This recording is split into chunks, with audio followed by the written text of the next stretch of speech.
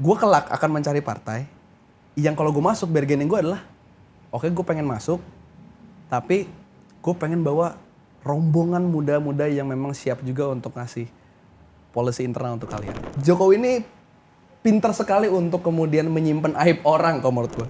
Kemiskinan disebabkan oleh struktural yang tidak diselesaikan oleh negara, yang tadi seuzonnya kita bisa mikir, jangan-jangan negara ini memelihara kemiskinan struktural supaya kebodohan dipelihara. Jadi gini, ketika peringatan darurat itu, dari awal gue bikin postingan itu, kalau gue clear bilang ke teman-teman adalah postingan peringatan darurat atau gerakan sipil ini memang bukan gerakan untuk PDI Perjuangan bisa maju atau Anies bisa maju.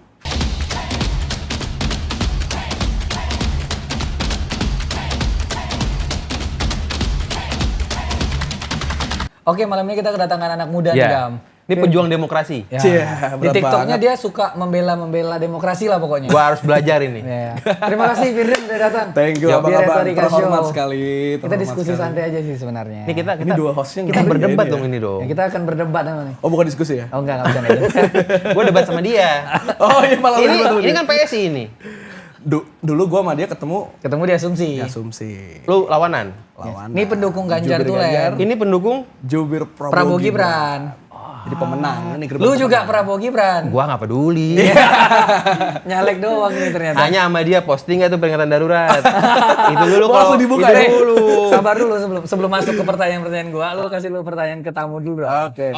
Oke. Tolong ajarin gua. Kenapa kita harus memperjuangkan demokrasi? Nah. Karena gua mau belajar beneran ini. Ini pertanyaannya lebih ke satir kalau nanya, Bang. Oh, enggak ya. Gua harus dicerahkan gitu loh. Gua ini Iya, sesat iya, gitu kan. Sebenarnya gue ada alasan sih, Bang, kenapa gue ngangkat temanya tuh lawan buta politik ya. Karena ya kalau kata Bertolt Brecht nih, dia filsuf dari Inggris atau Jerman, gue agak lupa. Dia bilang seluruh keputusan hidup itu ditentukan keputusan politik, Bang. Ya misalnya kalau hal-hal yang berkaitan sama harga bahan pokok, harga sekolah, mungkin kita udah ngeh ya bahwa itu tuh politik, akibat keputusan politik. Tapi hal yang kita nggak ngeh, Bang, itu juga politik. Misalnya, Bang, kita ini terpaksa jemput pacar kita, cowok-cowok nih, pakai mobil biar keren. Itu juga adalah akibat keputusan politik. Karena pemerintahnya nggak pengen prioritasin transportasi umum. Jadi kan orang-orang naik mobil. Nah itu hal yang membuat kita perlu lawan buta politik. Karena semua sektor. Tapi nggak, gue ngomongin demokrasi nih ya, kalau lebih ke demokrasi nih ya. Tapi kan Jokowi itu merupakan itu kan anak demokrasi, betul nggak? Benar, Ngelawan elit loh. sepakat. Terus kenapa sekarang dimarah-marahin Jokowinya? Itu kan bukti Ya. demokrasi ini luar biasa gitu. Berarti orang biasa bisa jadi presiden gitu. Kata kan? Adian begitu kan Iya, waktu kata Adian. kampanye. Ini kan gimana? Betul, makanya gue selalu bilang di berbagai tempat, Bang. Gue ini adalah pengagum Jokowi sejak sebetulnya SMP pas dia masih jadi calon gubernur DKI. Bayangin, Bang, dia kan dari wali kota Solo, dia bukan anak siapa-siapa, tergusur berapa kali katanya di kampung halamannya, bahkan, Bang, katanya bahkan dia ini adalah wali kota yang disebut wali kota PKL. Karena dia dulu pas di Solo, tiap mau relokasi itu, ngobrol dulu 50 kali, 100 kali baru mau pindahin. Jadi sangat-sangat demokratis. Dia jadi gubernur DKI pun sebenarnya kan adalah permintaan partai, bukan dia yang berambisi.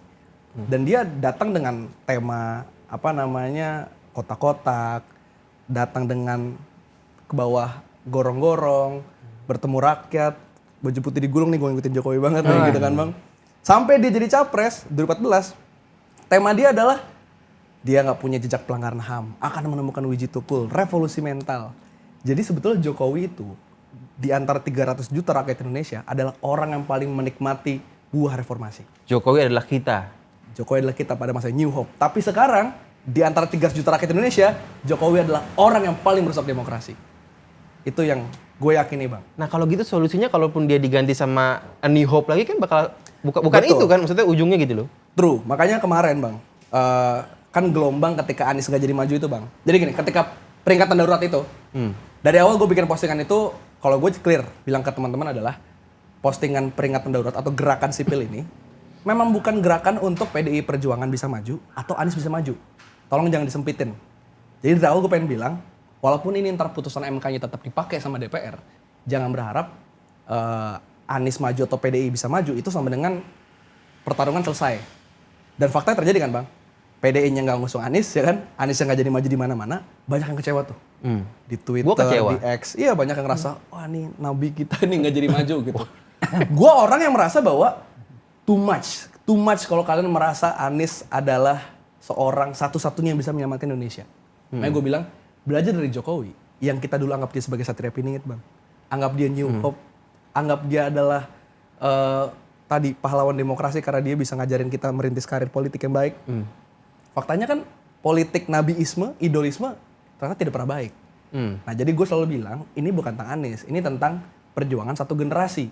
Jadi kalau Anies memanglah tidak bisa maju di pilkada sekarang nggak ada soal. Yang penting generasi baru nih, generasi muda harus berbondong-bondong masuk politik, apapun partai lu, atau lu mau jadi teknokrat, lu mau jadi akademisi, mau jadi edukator, intinya masuk politik. Jadi perjuangan bersama, ubah ini bukan perjuangan Anies, ini perjuangan bersama. Itu yang gue yakini bang. Jadi bener kalau lu bilang Jokowi turun, kalau Anies yang maju sama aja ya sama. Bisa Anies nanti juga mengecewakan juga ujung-ujungnya demokrasi lagi, nanti begitu lagi. Iya itu. Berarti kan bukan tujuan akhir kan, demokrasi itu bukan cuman alat toh. Betul, gue selalu menganggap demokrasi itu instrumen bang. Instrumen untuk mencapai kemerdekaan. Bukan tujuan akhir bernegara gitu kan. Mungkin kita tujuan itu kan kemakmuran. Ya tuh. orang selalu bilang kayak ini di China bisa makmur tanpa ada demokrasi, partai cuma satu, terus jam kerja ajang ngawur-ngawuran, serikat buruh sering dibubarkan gitu. Itu bisa makmur tanpa kita nggak pakai cara serupa.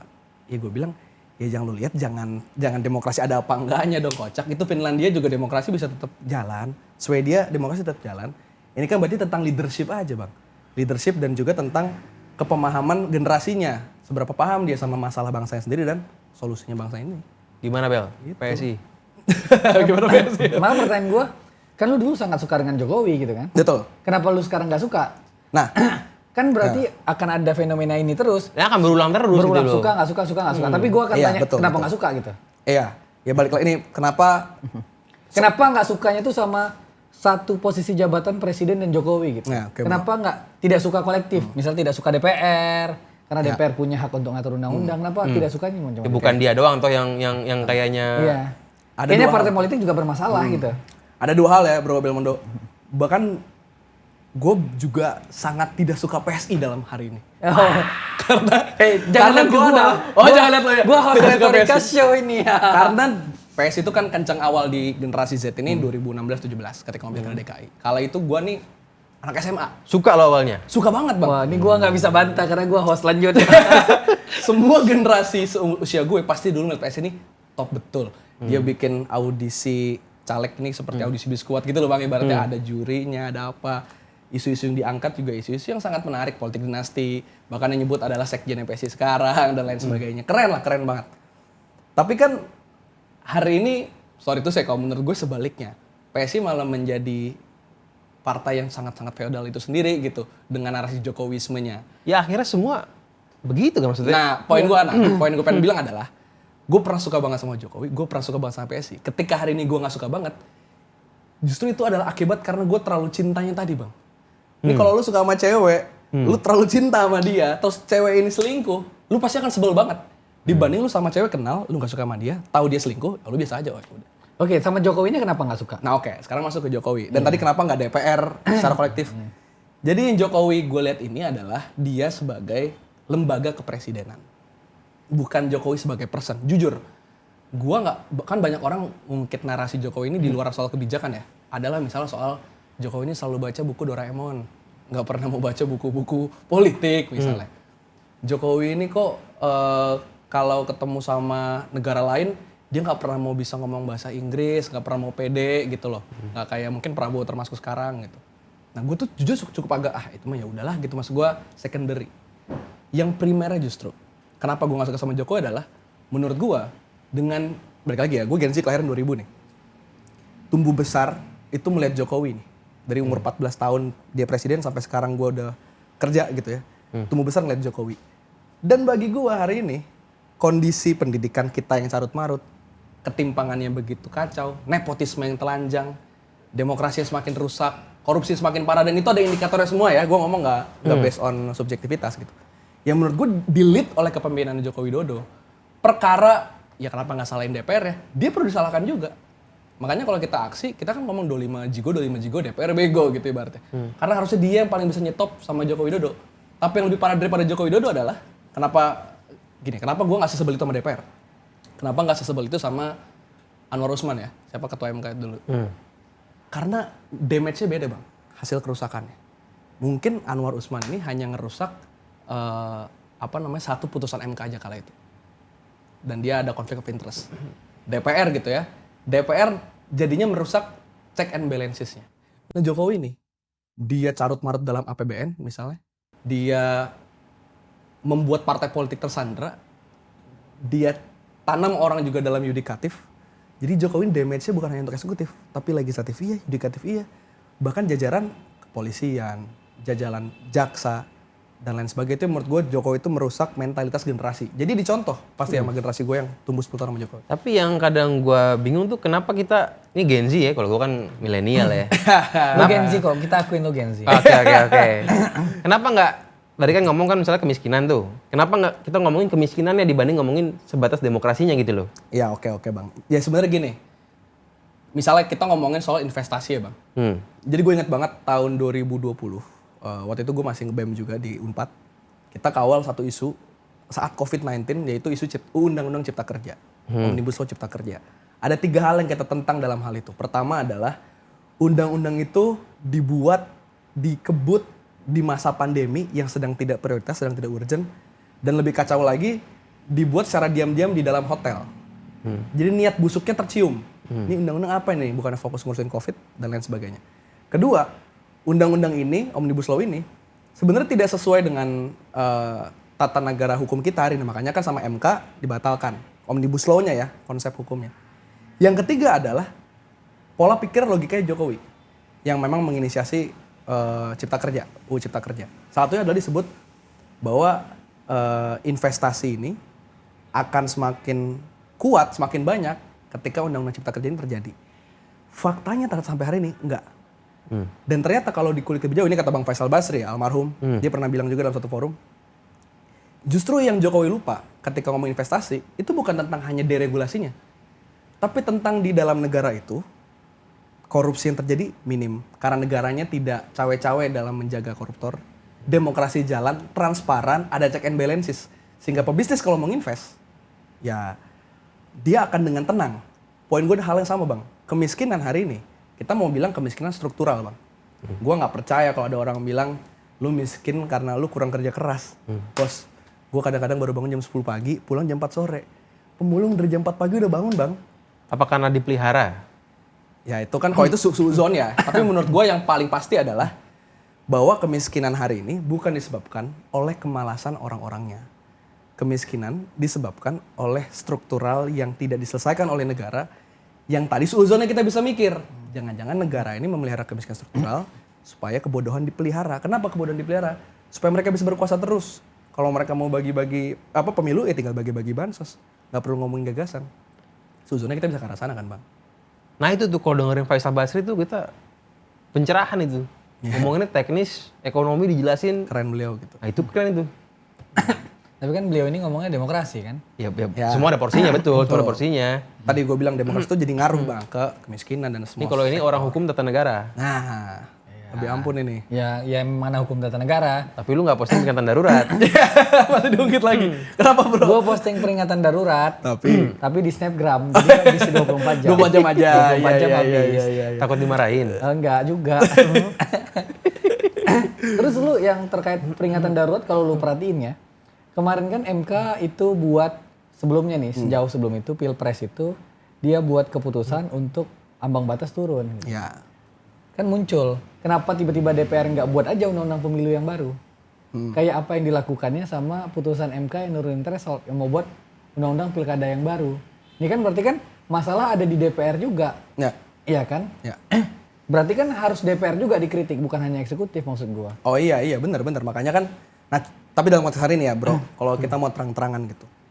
Contoh ini ada statement Mulyono ini yang menurut gue kacau nih, bener-bener nggak ada malunya nih menurut gue ya. Ketika dia melakukan fake interview itu, interview tanpa nama dari medianya, di situ dia bilang, ya kita apresiasi DPR karena telah membatalkan undang-undang pilkada yang tidak sesuai dengan MK, tapi jangan lupa juga RUU perampasan aset. Dan itu persis banget kalimat Jokowi itu kayak buzzer-buzzer yang ada di kolom komentar gue selama peringatan darurat itu. Turunin mas ginian doang, mana perampasan aset? Gua nggak ikutan ya, gua nggak ikutan loh. Gue nggak bilang itu disuruh Jokowi, enggak. Mirip aja bang. Ya gue juga nggak tahu. Iya kita Gue juga nggak ngomong itu Gue sih. nggak tahu. Betul. Yang gue kecewakan adalah, itu kan namanya whataboutism.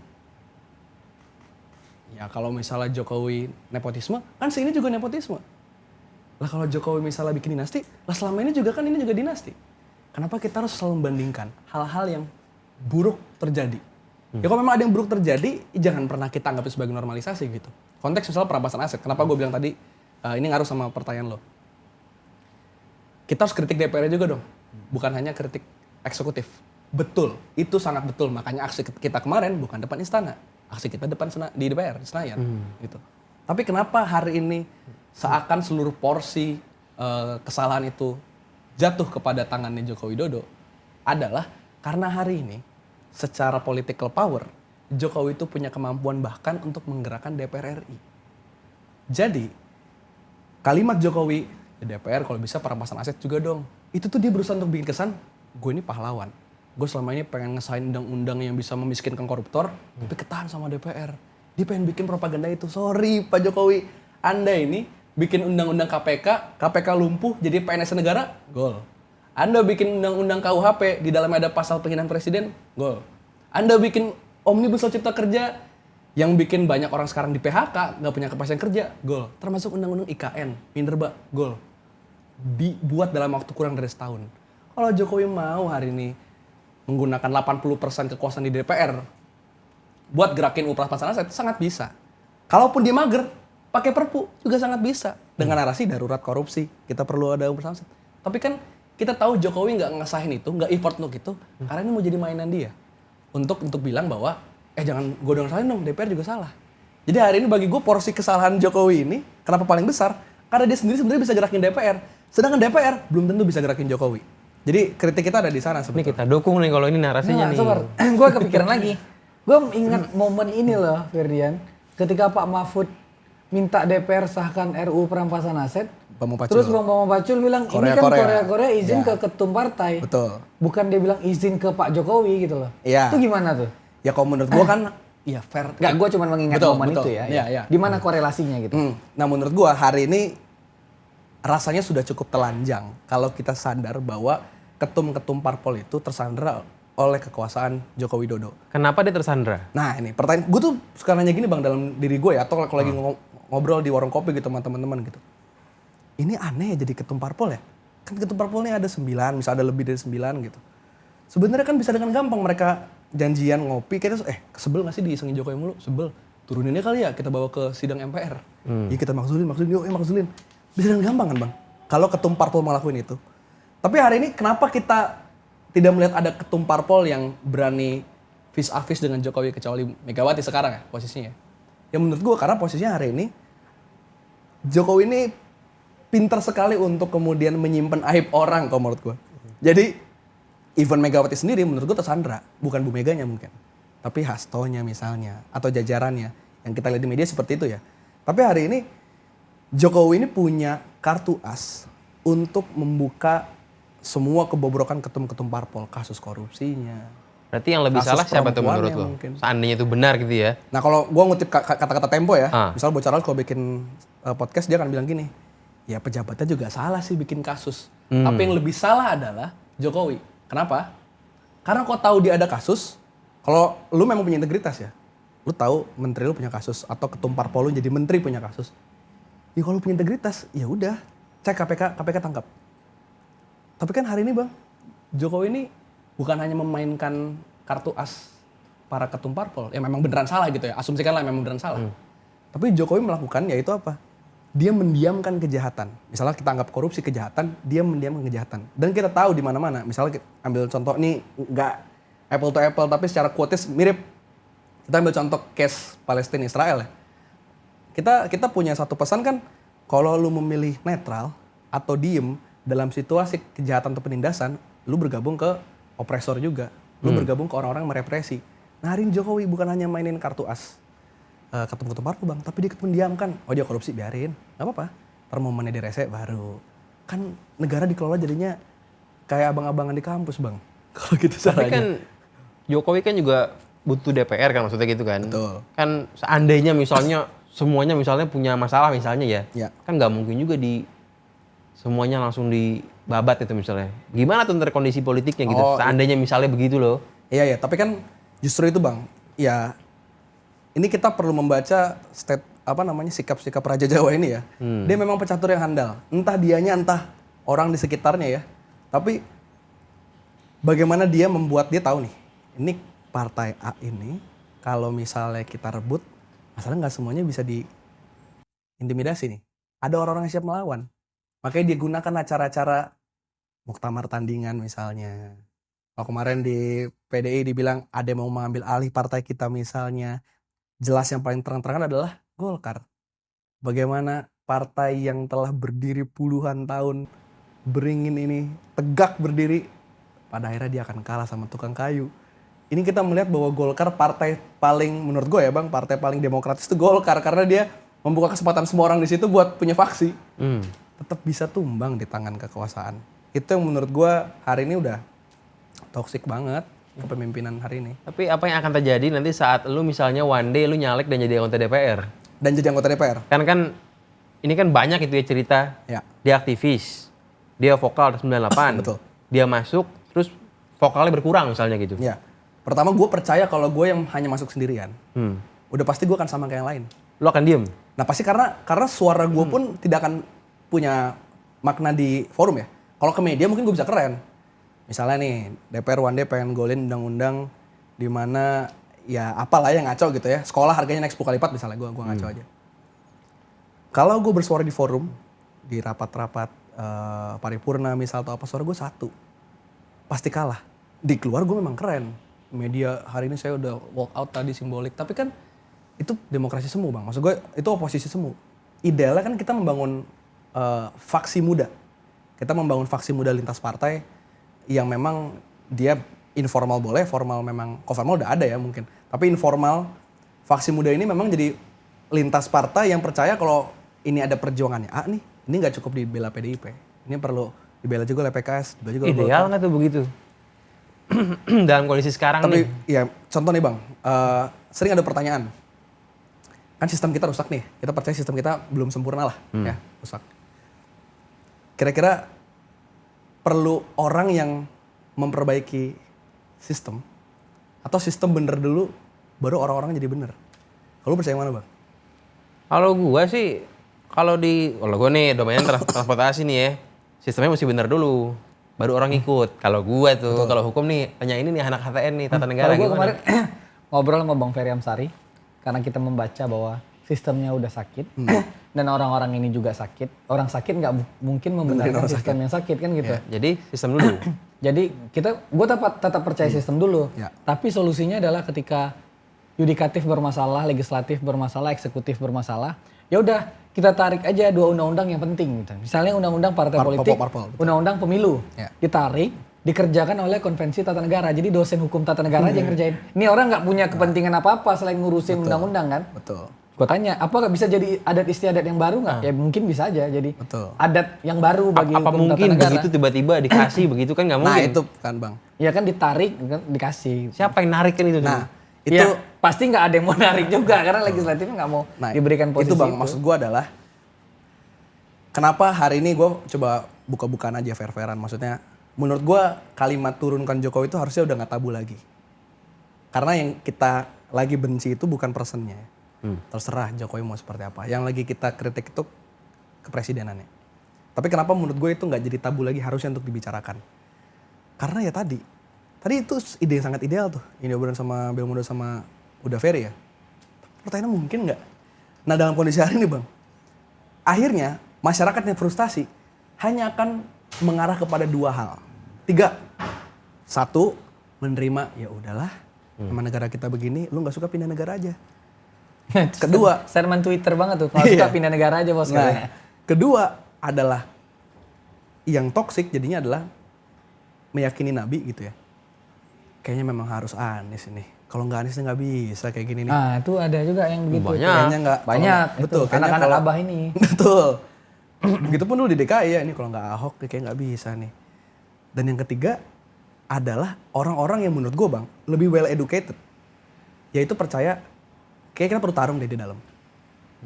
Makanya menurut gue ketika lu nggak mau nurunin Jokowi karena terlalu beresiko, oke. Lu nggak mau berharap satu orang karena ya orang ini karirnya bisa selesai, dia bisa mati, bisa ditembak, oke. Maka dia harus dipercayakan kepada generasi, dan generasi ini harus bertarung di dalam politik sebagaimana terjadi di Move Forward Thailand misalnya. Forward party itu ya. Move forward future. Tapi kan generasi muda ini kan bukan satu orang yang sama. Betul. Nah, Kepentingan beda-beda. Ada yang anaknya si Anu juga meneruskan. Betul. Ujung-ujungnya lo sendirian lagi, maksudnya begitu kan? Nah, itu makanya penting. Nah, inilah kenapa politik gagasan itu bukan politik satu arah, Bang. Jadi gua meyakini bahwa politik gagasan itu bukan kerja satu arah. Kita nggak bisa expect politisi itu ngomongin gagasan kalau votersnya nggak butuh. Lu nyalek bro, abang nyalek juga. Tahu lah abang-abang ini gimana di bawah permintaannya apa. Gua nggak tahu sih. Nggak turun soalnya. Tapi sore 1000 ya.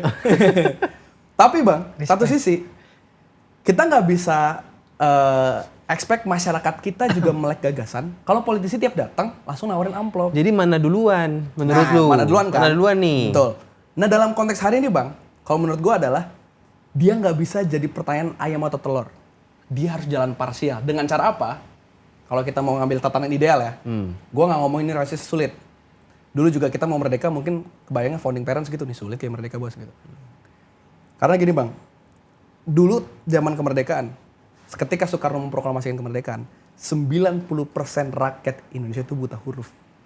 Jadi kalaulah Soekarno hari ini mengikuti mayoritas, ya nggak akan pernah merdeka. Karena orang Indonesia kala itu aja mungkin nggak tahu merdeka itu apaan. Jadi kalau hari ini ada yang bilang, itu bagus juga analoginya tuh. Jokowi kepuasan 80%. Lu mau ngubah apa? Orang puas kok. Wait, start dulu. Di seluruh sejarah dunia, perubahan itu selalu dimulai dari kelompok-kelompok kecil. Revolusi Prancis, kemudian kemerdekaan Indonesia, dan lain sebagainya. Atau di Chile, atau mungkin di Hong Kong, Thailand. Dimulai dari orang kecil yang memang well educated. Ini kita tahu ini salah, tapi kok cuma kita nyadar ya? Iya deh, oke deh. Kalau gitu kita perlu tempur 2 jalur. Nah, yang dilakukan oleh founding parents kita adalah hal paling tepat, Bang. 1, tarung di sistem. 2, bangun kekuatan rakyat. Tarung sistem apa artinya? Kalau kita ambil konteks zaman dulu, tarung sistem ya mereka berunding dengan Belanda. Mereka berunding dengan Belanda walaupun Tan Malaka misalnya nggak suka nih cara Soekarno yang kompromis. Tapi bagi Soekarno semua cara perlu ditempuh.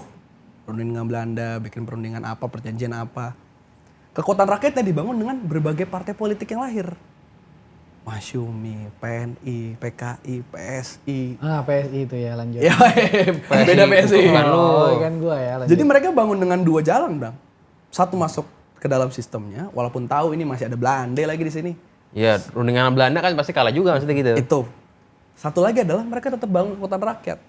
Ya kita nggak bisa bilang berhasil atau enggak, tapi pada akhirnya kita berhasil proklamasi. Oke, jadi apa yang kalau sekarang akan lakukan membangun kekuatan rakyat kayak gimana tuh manifestasinya gitu? Iya, kalau menurut gua hari ini bisa 2 step Bang ya. Ya lu sebagai calon caleg nih.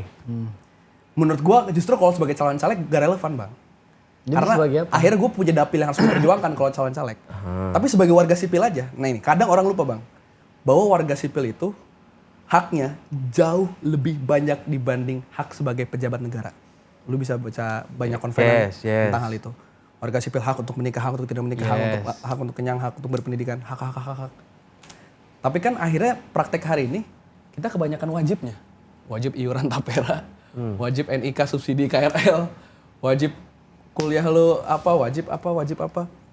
Nah jadi yang pengen gue bilang, gak usah kita harus berpikir bahwa perubahan ini perlu dilakukan oleh seorang politisi, apalagi mau nyalek. Menurut gue warga sipil itu juga harus punya sense of belonging untuk turun dan melakukan perubahan. Makanya satu hal dari peringatan darurat Bang, yang menurut gue, oh ini keren nih, ini ada perubahan yang signifikan. Gue tahun 2022 gue ketua BEM di Unpad Bang. Dan 4 tahun sebelumnya tuh, 19, 20, 21, 22, berarti gue full turun ke jalan tiap tahunnya. Beda-beda isunya. 19 KUHP, KPK, 20 Cipta Kerja, 21 TWK, KPK, 22 KUHP, 3 periode, BBM naik. Gue turun ngamatin nih. Nah satu hal yang beda dari tahun ini adalah, oh ternyata kesadaran untuk turun tidak lagi dimiliki hanya mereka teman-teman mahasiswa. Atau mereka serikat buruh atau serikat tani. ternyata kelas menengah pun ikut turun Bang. Komika, influencer, caleg, politisi, skena barista, mas-mas SCBD pakai lanyard gitu ya. Tukang angkot, supir ojol, kelas menengah pun ikut turun. Karena percaya ini nggak bisa jadi perjuangan satu orang atau mahasiswa doang nih. Ini perjuangan bareng. Ini kan dulu pernah terjadi kan. Kalau saat 98 itu kan kelas menengah ada gitu kan. Tapi betul, tapi mungkin dulu nggak sedipotret sekarang Bang ya.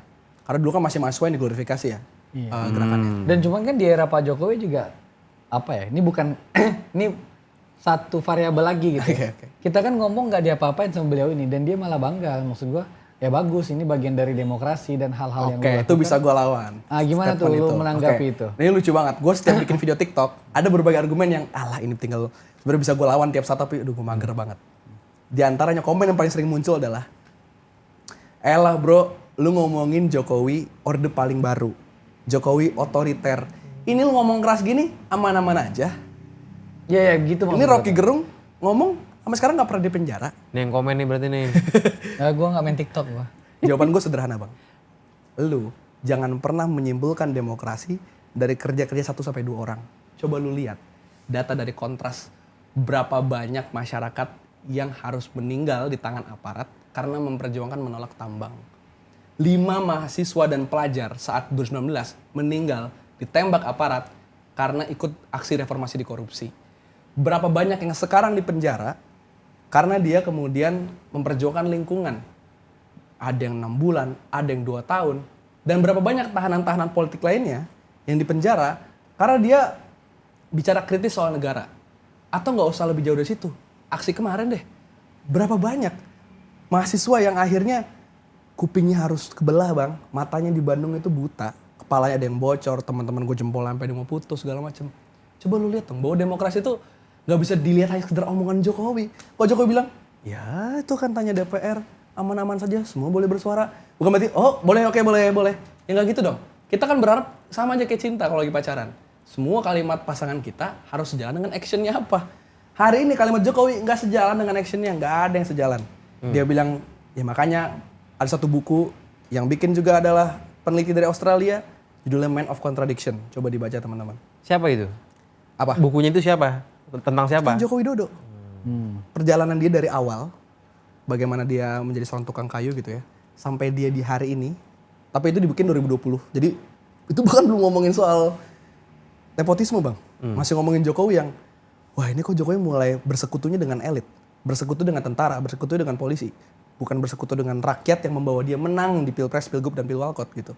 Jadi hari ini kondisinya kalau dibilang aman-aman aja, Pak Jokowi kan juga bilang sok mengkritik masalahnya nggak sejalan. Cuman gue tuh bingung harus mulai di mana gitu loh. Kita kan nyalek ya. Gue nyalek nih. Gue tuh dengan sadar gue secara terbuka gue bilang gue nggak bakal turun. Oke. Pertama duitnya nggak ada. Oke. Tapi kalaupun ada duitnya gue pun nggak akan turun. Karena kalau gue turun, gue tahu mereka nggak akan suka juga sama gue. Iya. Kan jadi bingung gue kan. Jadi gue nggak secara terbuka gue bilang nih gue politisi buat kelas menengah. Oke. Karena apa yang gue suarakan nggak bakal disukain sama yang bawah kan. Iya. Jadi gue bingung harus mulai dari mana gitu. Kalau gue bersaing sama marketnya kan lebih gede di bawah kali ya. Betul. Tapi gue nggak mungkin ngelawan di sana karena gue pasti kalah kan. Jadi gue mesti mulai di mana kan. Jadi bingung kita. Ujung-ujungnya kalau gue pengen banget menang, gue akan joget juga. Iya nggak sih, maksud gue akan bawa beras juga. Caranya jadi terpaksa begitu gitu. Dengan sistem hari ini. Ya untung aja gue nggak pengen menang kemarin ya. Jadi gue harus di mana mulainya, kita kan bingung. Ayam sama telur tetap gue bingung nih, gue mesti gimana gitu sebagainya. Gimana juga gue nyalek waktu itu. Gue nyalek hanya berharap ya gue nggak pengen bantuin orang aja, jujur aja. Gimana gue mau menyelamatkan dunia. Belamondo udah cium tangan sama 3 nenek-nenek, 4 kakek-kakek. Videonya ada lagi. Banyak udah. Iya. Kalah juga. Masih kalah juga ya. Kalah sama caleg yang bahkan nggak pernah turun juga ada ya. Itu kita Ada itu. ya teman-teman tahu sendiri ya. Ini orang nggak pernah turun tiba-tiba menang. Besok gue bawa tuh, gue pecinta ular besok.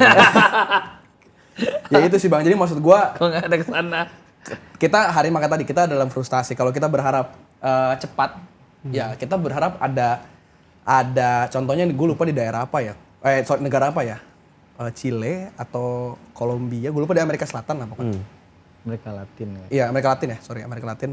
Jadi memang dia dulunya aktivis, sepanjang hidupnya dia aktivis, berhasil turun lah presiden ini, dia yang naik. Dia coba kebijakan-kebijakan selama ini dia perjuangkan. Itu kan cara cepetnya Bang. Kalau hari ini kita mau cepat bisa kayak gitu. Pertanyaannya adalah kita aja mungkin gak berani nyebut satu orang siapa yang paling pantas memimpin Republik ini kalau Jokowi hari ini turun. Gue yakin satu per orang ada yang berani. Sebut. Gue juga bahkan gak punya 3 pilpres kemarin lu dukung Ya siapa? yang paling mendekati dari semua mantan capres deh. Ya, lu kan kayaknya Harus capres ya? Ganjar Mantan- banget ini, Ganjar Mahfud. Gini deh, minimal yang pernah dirumorkan menjadi capres ya, minimal begitu boleh lah. itulah, Jangan silakan. bahkan sebut. gue Nggak seru podcast ini kalau lu nggak nyebut nama. nggak bahkan gue nggak mau politisi, Bang. Oh iya. Oh siap, oh iya. Menurut Ya sebut gua ya. boleh lah, siapa Sebut, aja dah. silakan. Karena pasti ya misalnya ini gue ngomong sengasal itu ya, Iya, nggak menyiapkan ya.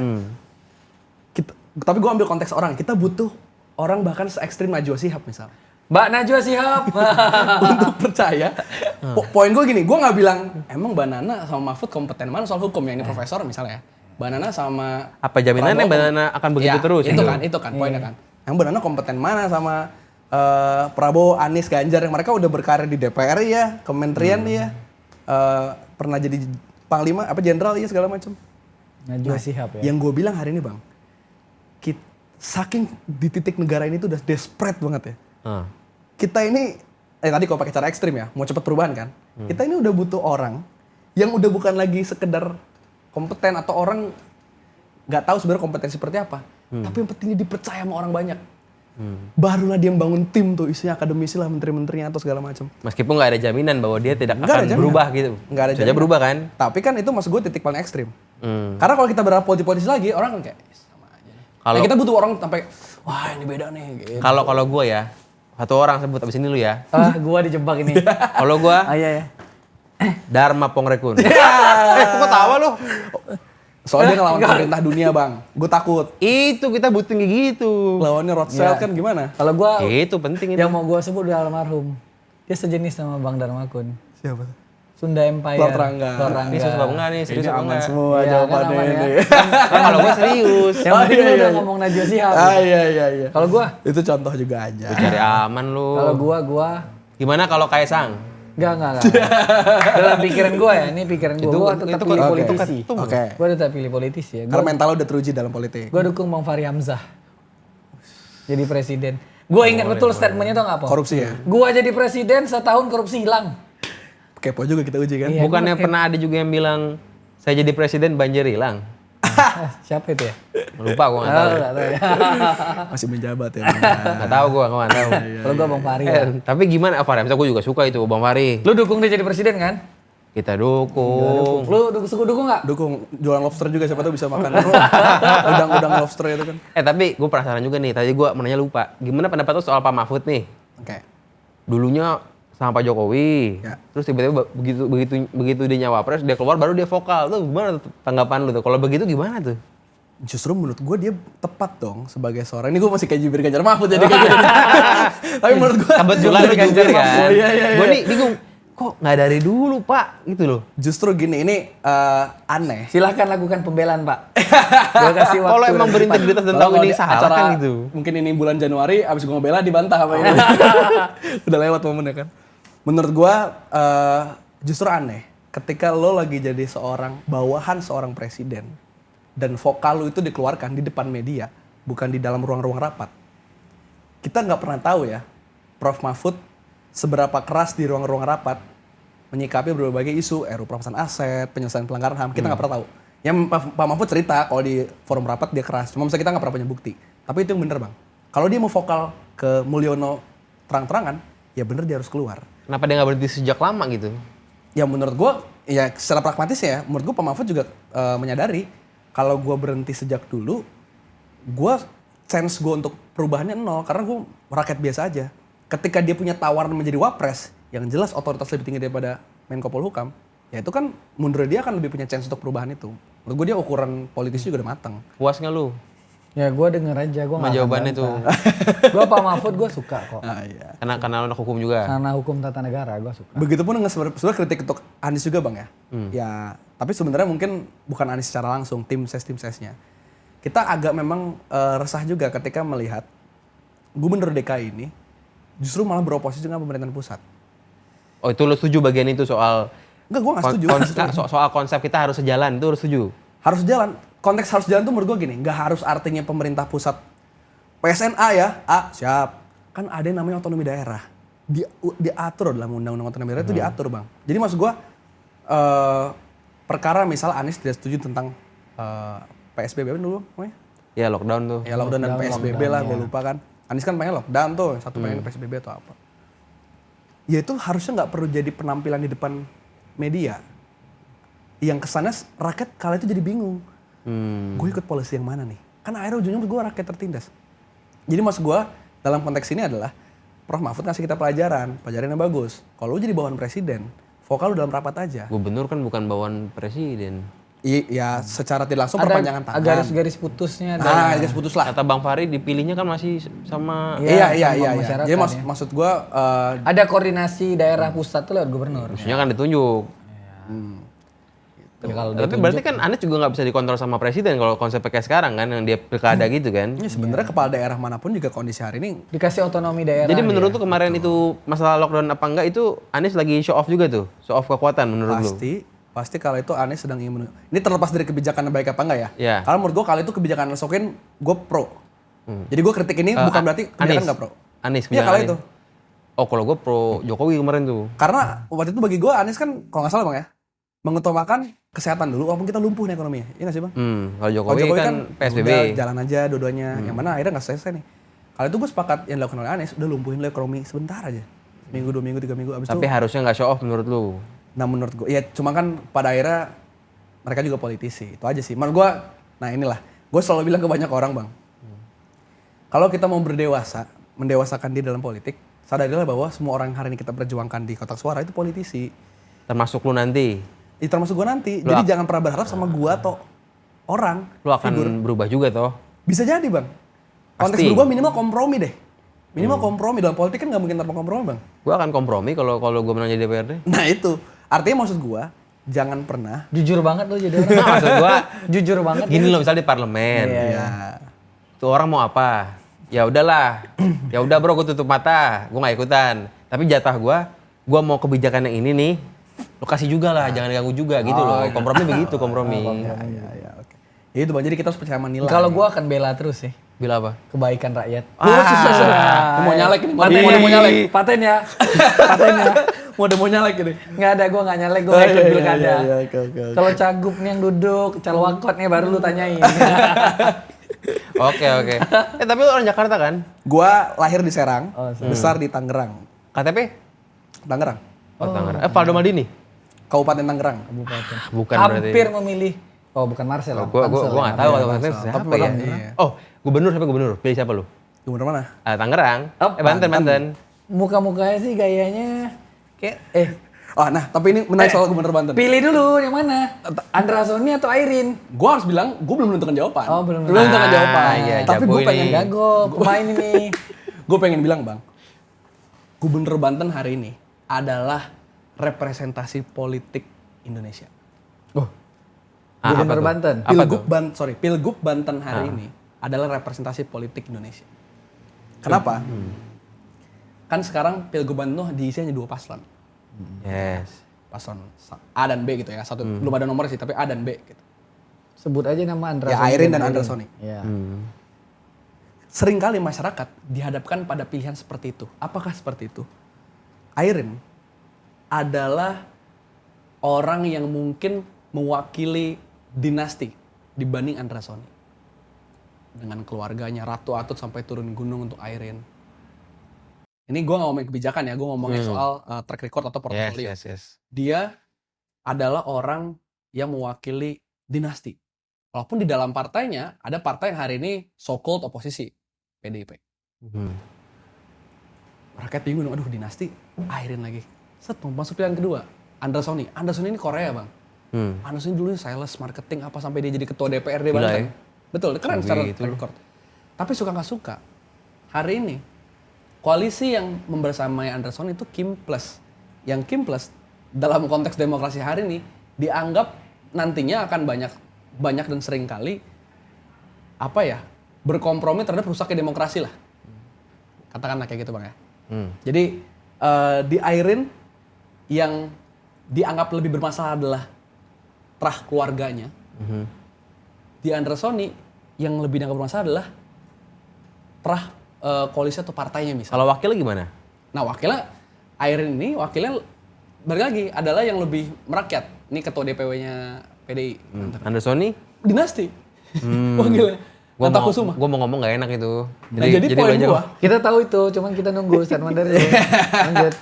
Poin gua, kita ini politik Indonesia seringkali dihadapkan pada dua pilihan. Satu yang ini elit-elit mentok, yang kita tahu ini agak susah harus dialog sama masyarakat nih kalau begini ceritanya, segemuk ini. Yang satu, dia bagian daripada dinasti yang juga selama ini membuat Banten tidak maju sebetulnya. Berarti menurut gua harusnya ya, yang lu omongin, kita bareng-bareng omongin yang kita sama-sama setuju, itu nolin threshold. Gue sepakat bang. Kenapa nggak itu yang kita Solusikan. kayak Rocky Gerung itu ngomong itu terus kan selalu tuh. Betul. Itu intisari demokrasi itu menurut gua di situ tuh. Ya, tapi Iya pertanyaan deh, bang. kan itu poinnya. Tuh. Ya, itu poinnya bener itu poinnya. Itu poinnya. Itu poinnya. Itu poin itu. Bener. Kalau itu gue ikut tuh, gue setuju tuh. Itu gue setuju Iya juga bang. gitu. Tapi kan gue sepakat juga dengan 0%. Tapi kita jangan lupa bahwa ketika 0% nanti, tapi hari ini dua hal belum tuntas. Satu, partai politik belum dibenahi secara kaderisasinya, pembiayaan, pendanaannya, biaya politiknya. Dan kedua, masyarakatnya belum punya regenerasi yang baik dalam politik. 0% sekalipun. Yang masuk orang-orang kayak Dharma Pongrekun semua bang. Kenapa maksudnya? Maksudnya keren, ngomongin konspirasi. Hampir. Baru gue marah. Maksud gue, Tapi kan kalaupun menunggu dua itu pada akhirnya ya tersandra dua pilihan lagi. Iya gitu. kan ujung-ujungnya. Kan kesana kesini gitu. Jakarta suka Anies, nggak bisa. Tapi kan kalau ada 18 partai semuanya bisa misalnya gitu ya. Masa sih nggak ada yang berani nyalonin Anies misalnya gitu kan. Ya. Ya itu ya, makanya maksud gue 0% itu perlu dibarengi juga dengan edukasi masyarakatnya. Makanya lawan buta politik itu menurut gue adalah campaign yang gue bawa, bukan 0%. Karena 0% itu adalah what-nya daripada why-nya gitu. Why-nya adalah kita perlu masyarakat ikut dalam kebijakan publik.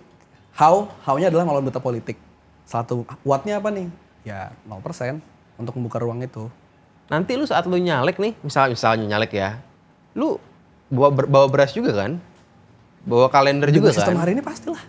Nggak mungkin Ya, gimana lu melawan buta politik maksudnya gitu loh. Oh nah makanya gini, sebenarnya dalam hari ini bang ya, itu gue bilang tadi, makanya gue bilang, gue mah akan jadi, ada kan ya politisi yang modal dengkul segala macam yang merasa, Oh, Rian Ernest. Oh iya, lu bilangnya Bang Rian Ernest. Modal dengkul siapa lagi? Modal Rian. dengkul siapa lagi? Keren Itu Bang cuma Rian. branding beliau. iya. Di bang Anda ada di modal Siapa dengkul. lagi itu mah? Menurut gue itu juga terlalu, sorry ya bang Rian ya, itu juga terlalu pembodohan lah, terlalu membohongi jadinya. Maksudnya? Iya, sistem hari ini tidak memungkinkan orang untuk pengen menang, mungkin menang dengan tanpa membawa hadiah untuk masyarakat. Gitu. Makanya sekarang menurut gua cara yang paling enak buat berkompromi pada politik uang kan adalah pasar murah sebetulnya. Itu step yang lebih bagus untuk mengedukasi. Padahal mirip-mirip juga ya. Padahal prakteknya mirip, bedanya bayar dikit. Tapi itu Tebus murah itu bahasanya. Itu gue bingung tebus murah. Emang pekerjaan itu pekerjaan dinas sama pekerjaan lu kan? jadi boleh KPU kan. Boleh diizinkan itu oleh hukum. Oleh hukum. Iya. Jadi poin gua gak mungkin gua tangan kosong, pasti ada tapi dengan metode yang mungkin lebih yang mendidik dikit lah tadi tebus murah. Tapi lu akan Tapi joget di juga? lapangan, enggak. Maksudnya bikin Atau lu ini Pak, Dangdutan ya. ngonten kayak Gamal. Dia nggak nyalek tapi jualan. Nah, bisa tuh. jualan apa? Oh iya bener. Ya kalau itu kan marketingnya aja bang. Kalau itu Marketing, marketingnya strategi. Berarti lu bebas aja. terbuka kan lu bakal ya bawa juga lah bingkisan pasti kan? Dengan sistem hari ini mau nggak mau. Tapi kan lu pasti kalah pasti kan kalah gede. Nah makanya sebenarnya menurut gua ketika gua sangat meyakini dimanapun dapil gua nanti, partai apapun gua nanti, gua pasti akan kalah gede dengan lawan-lawan gua. Tapi lu kan tadi bilang partai politik banyak yang masih bermasalah kan? Sebelum kita masuk ke 0% kan? Tapi kan lu nyalek nih dan akan masuk partai politik. Nanti. Gitu. Gimana Lu akan pilih partai politik apa gitu. Nah ini kan bingung juga Kalau kita bicara kan. masa depan kan ya kita anggap kapan juga nih ada partai politik yang baik nih. Tuh. Makanya Kalau lu berargumentasi tadi begitu ya. iya. Gua harus fair-fairan untuk bilang gini. Ini kita ambil contoh move forward Thailand ya. Ya kan nggak mungkin masuk partai Thailand. Iya mungkin dong. Tiba-tiba gua di PSI dong kalau gitu PSI Bangkok. dong. Kenapa gua terus? Gua lagi nanya dia ini, Gam. Iya partai anak muda itu. Oh, partai. Di Thailand sana, partai Move Forward yang akhirnya berani melawan Marcelo Jeste ini, kerajaan ini, justru dia di backingnya oleh orang-orang yang berduit, atau oligark lah kita sebut.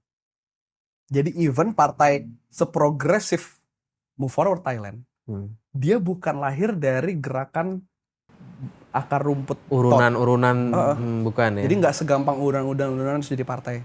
dia juga disupport oleh oligarki lah. Oligarki baik mungkin ya gitu. Gue kurang ngerti oligarki siapa. Oligarki pasti nggak baik. Ya, baru Enggak ini juga, gue dengar Bang. oligarki baik ya. Ada oligarki baik karena Ada. demokrasi dengan sistem pasar bebas nggak mungkin ada oligarki. Oke. Nggak mungkin nggak ada itu. Kecuali kita mau jadi kayak Korea Utara ya, yang semua dikontrol negara. Nah, tapi satu hal yang artinya gini, oh berarti partai Move Forward ini sama partai-partai lain sama juga. Di backingnya sama orang-orang yang berduit dan segala macam. Nah, satu hal yang membedakan partai ini kenapa bisa unggul dibanding partai-partai lainnya di sana adalah adanya ruang untuk pemudanya. Ruang ya, gue nggak bilang satu struktur untuk satu orang. Tapi ruang eksperimen dan ruang pergerakan untuk pemuda-pemuda atau generasi muda di sana.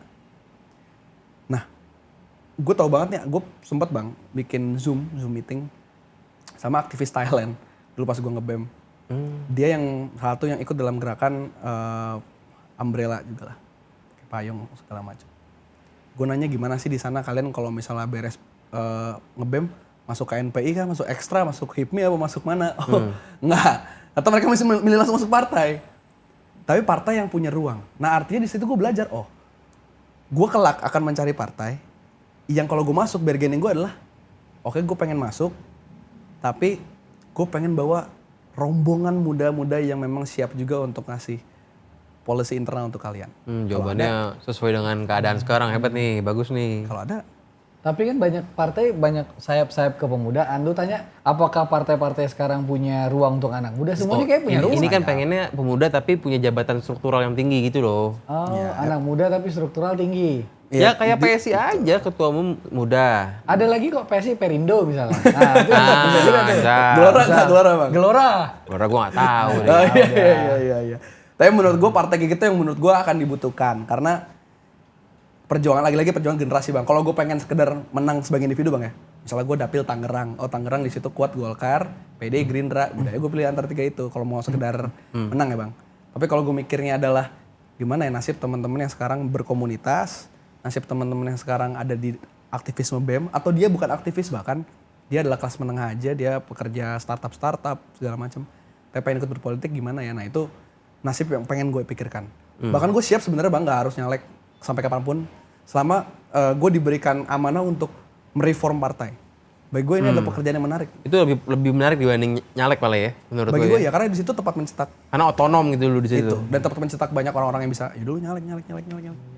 Jadi berarti jadi orang dibalik tuh, berarti duitnya lebih gede tuh kalau gitu. Berarti dia Setoran mau. ini ya, Iya. dari Nggak ada ambisi untuk nyalek nih, berarti dari partai udah besar gitu. Iya. Iya. Terakhir gue melihat Bang Hasto. Nyalek nggak ya? Enggak nyalek. Nggak pernah? Nggak pernah. Dulu pernah DPR RI. Mungkin contoh beliau tuh itu kali. Enggak.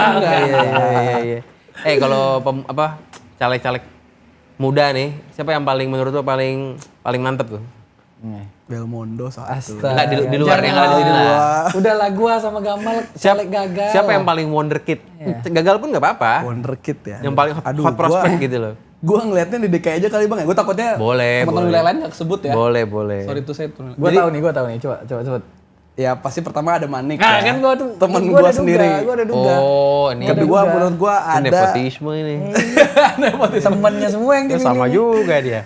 Kedua menurut gue di DKI kemarin tuh banyak nama-nama bagus lintas partai menurut gue. Lu lupa nyebutkan satu orang tuh, Manik Perindo kan? Manik Perindo. Michael Victor Sianipar. Nah. Satu partai satu aja. Oh, satu partai satu. nih. Ya. Ada Ada Natsmi semua. PKB. Oh, iya. Seno PDI kan juga gagal nyalek.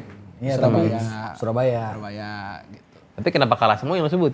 Nah ini lu lihat gak bang apa yang lagi viral nih soal anak yang usia 21 tahun dilantik. Iya, tahu gua. Oh iya, Dia sering bolos gua tahu itu. kuliah. Heeh. Duh. Parah banget teman-temannya.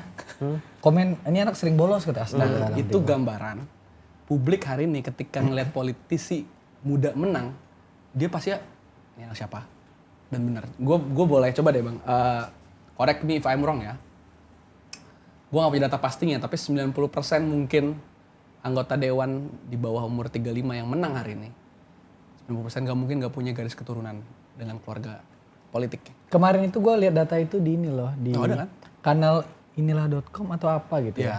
Dia buat data tuh menjelaskan gini, caleg-caleg muda yang menang, terus melihat korelasinya. Jadi ada ayah dan anak masuk, istri dan suami, anak dan ayah, kakek dan cucu, gitu-gitulah. Iya. Banyak lah. Artinya bang, menurut gue udah nggak ada ruang buat anak-anak muda yang gue yakin nih kalau ngomongin soal kampanye ya, misalnya ada A dan B. A ini dia dinasti ya, keluarganya yang B ini memang dia Korea aja, dia dulunya aktivisnya di kampus misalnya. A ini mungkin cuman turun ke dapil mungkin 10 kali, tapi B ini 100 kali. Gue gak yakin juga yang harus menang. Tapi gue kalau ngomong aktivis misalnya ya, contoh misalnya Valdo sama Manik nih, karena dua-duanya orang UI ya. Ya.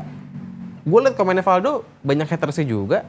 Gue liat komennya Manik ada juga yang bilang, alah ini mah ada juga. Karena nah itu bang, gini, gue tuh nggak pernah percaya ada orang apatis dalam politik bang. Bagi gue orang frustasi dalam politik. Bentuk frustasi publik atau banyak orang-orang muda kepada aktivis masuk politik, Valdo, Manik, atau yang senior Fahri, Adian, Padahal nggak ada Fadlizon. dinastinya, Manik kan nggak ada. Ya, nggak ada. begitupun Fahri, Adian kan juga nggak punya dinasti. Tetap kan, aja Fadlizon. orang makan. Loh, tapi itu bentuk mereka frustasi. Nah, itulah kenapa sebetulnya gue sangat suka nih waktu itu di Inggris tuh sempat bikin campaign, dan ini gue pakai juga di mana-mana. Bunyinya adalah get angry and get involved. Lu marah, boleh lu marah politik hari ini, tapi involved, terlibat. Karena sering kali bang, kita marah nggak mau terlibat. Contoh, dulu gue di kampus kawal undang-undang cipta kerja tadi, itu kan isu buruh. Mahasiswa tuh nggak mau ikut turun, alasannya ini mah buruh bukan kita. Padahal mahasiswa juga kalau lulus jadi calon buruh sebetulnya. Tapi kalau ngomongin UKT bang, pengumuman rektorat menaikkan UKT 2 kali lipat. Buset, itu dari yang gamer, sampai yang tukang dugem tuh, sampai yang sekedar nongkrong. Tukang dugem, duitnya banyak. Makanya ikut malah katanya mending gue beli buka open table dibanding ini. Ada pertimbangan itu ya pikirannya. Turun semua bang. Gue bilang, ini siapa baru lihat gue nih gitu. Artinya gue melihat, oh nggak ada orang apatis. Kalau apatis semua dia terima kebijakan itu dengan ya udahlah. Berarti mereka nggak tahu aja apa efeknya. Betul. Jadi menurut gue apa yang Jadi terjadi kalau pada- frustasi misalnya ngata-ngatain Valdo Maldini banyak tuh hatersnya tuh banyak banget dah pokoknya. banyak ya gue lihat. Itu nggak apatis tuh karena udah ikut ngatain.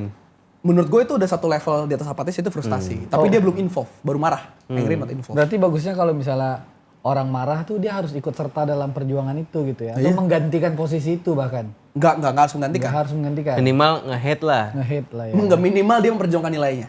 Iya minimal nge-hate kan. Maksudnya itu kan memperjuangkan nilai. Makanya contoh soal peringatan darurat ini.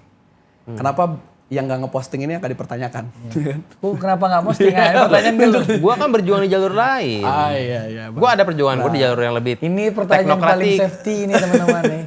Tapi menurut gue adalah Jadi seolah-olah sekarang yang nggak posting salah peringatan darurat Betul. ini. Sedangkan kan nggak posting juga hak dia gitu kan. iya. Gua nggak dan apa-apa mungkin dibilang perjuangannya Senang gue belain lu. gua nggak apa-apa dibilang salah. Oh iya oke. dan perjuangannya nggak cuman di postingan itu. Ada mungkin lu udah ngomongin edukasi politik udah 2-3 tahun. Banyak orang yang mungkin belum pernah sama sekali tuh ngeluarin posting Garuda seakan-akan pahlawan demokrasi. Ada juga kan? Ada. juga. Kadang ada yang Gue nganggap sih wajar aja ekspresi. Tapi, Ya. Ya. tapi kadang tuh gue kesel gini loh. Misalnya di kantor-kantor nih, dia posting negara lagi dalam keadaan genting. Oke, kita nggak ada masalah sama itu ya. Tapi gue tahu, lu kan di kantor koruptor juga. Kalau istirahat kelamaan istirahatnya. Ini kan koruptor juga, maksud gue gitu loh. Ya. Ada orang pengendara masuk jalur busway, ini koruptor juga maksudnya gitu. Betul. Ini Itu- waktu kuliah itu- kan titip absen. Ini koruptor juga maksudnya. Itu salah tapi tetap tidak menihilkan Ya. perjuangan dia kan bang gitu. Menurut gue dia bersuara udah bagus tuh, walaupun dia juga sebenarnya ngelakuin dalam beberapa hal ya. Iya, kadang kita perlu ngajak juga Kan, sebenarnya sih. kita kan mau ngajak orang baik, kitanya nggak baik dulu juga nggak apa-apa. Ini kayak, Ngingetin orang ayat kan nggak perlu. iya, Lakuin ya gitulah maksud gue. Kalau gue ngomongin transportasi, lu nggak bakal temuin plat motor gue di Busway. busway nggak mungkin. Wah gila nih. Lu nggak akan pernah temuin Gamal di jalur busway naik motor, lu nggak mungkin. Nggak mungkin. ya, si keren Itu lu, Bang. mustahil itu. Benar itu mustahil itu. Tapi benar juga, kita kok nggak menihilkan yang salah yang lebih besar gitu ya. Betul. Jadi Cuman walaupun ya- dia salah ya, tapi yang main dilakuin ngepost tetap benar kok. Tapi kalau misalnya dia marah, tapi tiap pemilu dia nerima duit, diterima, itu gimana? Dia nggak berubah-ubah juga, dia juga yang bikin. Dia marah tapi tiap pemilu Tiap terima. pemilu dikasih duit, iya dia manut. Bagaimana? Kan dia juga yang milih. Ya ini juga yang menurut gue jadi anomali memang bang. Ini kan kita, kalau gue bingung jujur, kalau gue ini bingung nih, gue butuh pencerahan ini. Yang milih lu nggak amuk, tapi tiap datang lu terima duitnya lu pilih. Gitu. Nah, tapi menurut gue bang, ini menarik. Apakah semua orang yang di bawah garis kemiskinan gitu ya, semuanya punya pragmatisme yang serupa? Gue temukan tidak selalu bang. Jadi gue pengen bilang kenapa kita penting sekali melakukan edukasi politik, even ketatanan non mahasiswa ya. dia emang ibu rumah tangga, bapak-bapak petani. Karena ternyata it works.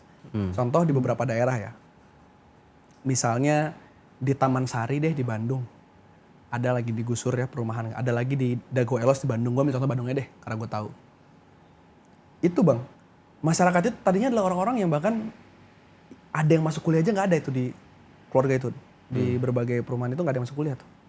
Nah, gara-gara rumah mereka terancam digusur, itu mereka tiap minggu, mereka akan dilatih oleh LBH, oleh mahasiswa, oleh organisasi masyarakat di sana untuk cara advokasi penggusuran, advokasi korban, mengerti undang-undang agraria, mengerti hak atas tanah. Bahkan gue inget bang, satu kali gue pernah datang ke Taman Sari itu, sebagai ketua BEM-FISIP waktu itu, datang ke sana, ketemu anak-anak kecil yang memang lagi diungsikan di masjid karena digusur. Masjidnya dekat sama Taman Sari itu. Karena kita datang bawa ini ya, selimut, bawa beras buat mereka korban penggusuran. Terus gue ngajak main dong anak-anak kecil ini. Nyanyi, ayo dong nyanyi apa nih, nyanyi balonku. Gak ada yang ngerti bang. Dan mereka ngerti lagu apa. Buruh tani mahasiswa. Karena mereka tiap hari cekokin begituan. Yang gue pengen bilang bang, masyarakat kita anomali. Tapi itu nggak boleh jadi semacam alibi untuk kita nggak turun ke lapangan dan involve tadi. Yang nggak bener jadi bener. Tetap aja involve dulu bang. Pasti akan ada jalannya lah. Kalau kepercayaan dulu memang waktu mahasiswa itu, lu pokoknya harus turun. Walaupun itu cuma satu langkah, tapi kita lakukan perbaikan ini kan gitu kan. Lu turun pernah? Gue sering. Kan gue mahasiswa di Medan. Bagus. Lu yang luar pertanyakan, lu pernah demo gak? Gue takut panas. Tapi kan lu punya produk untuk itu loh Pak. Skincare itu ya. Iya. Gue jujur aja gue gak pernah demo. UI kan nggak jauh bang sama Senayan bang. Gue UI-nya bukan aktivis. Bukan aktivis gue. Ya gue cemen lah. Tolong dipotong nih ntar dijadiin gorengan kalau gue nyala. Oke lah.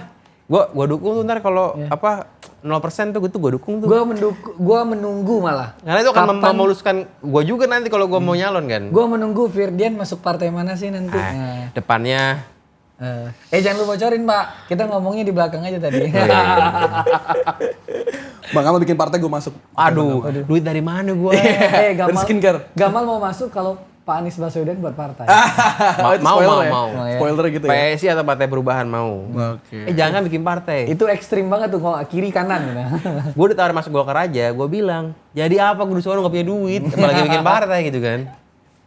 Ya wes lah kalau begitu. Oke, terima kasih banyak Firdian udah Thanks, ngobrol bro, bareng Gamondo. Retorika Show. Salam 0% ya. Salam 0%. Salam kemudahan dan lawan buta politik. Iya, Terima kasih teman-teman Retorika Show.